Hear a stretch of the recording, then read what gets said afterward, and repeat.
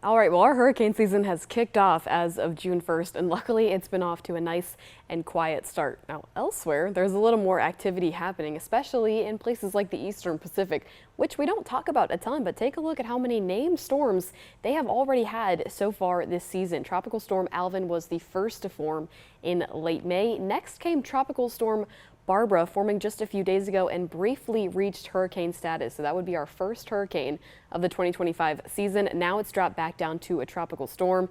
And then we have Tropical Storm Cosme that is also not expected to do a lot. Both of these storms that are still active in the Eastern Pacific aren't expected to have major impacts on land.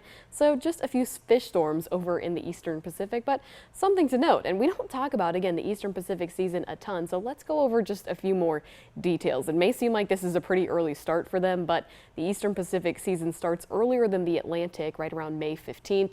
Again, they've already had 3 named storms with no major impacts. The next name on their list would be Delilah. Now, they're already monitoring another area of development, so we'll see if this ends up turning into anything. Here in the Atlantic, let's say a much different story. No areas to monitor for potential development over the next 7 days, and we've had a fairly quiet start with really only one area that ended up turning into nothing. If we do see something, it'll take the first name on the list, which would be Andrea, but that's not really expected to happen anytime soon. As you can see by just taking a look at previous hurricane climatology, we tend to see a peak right around September and October. So for now, I'm okay with letting the Eastern Pacific have all of the activity, and hopefully we can keep it quiet for a little while longer here in the Atlantic. I'm meteorologist Ansley Parker, and that's a look at the tropics.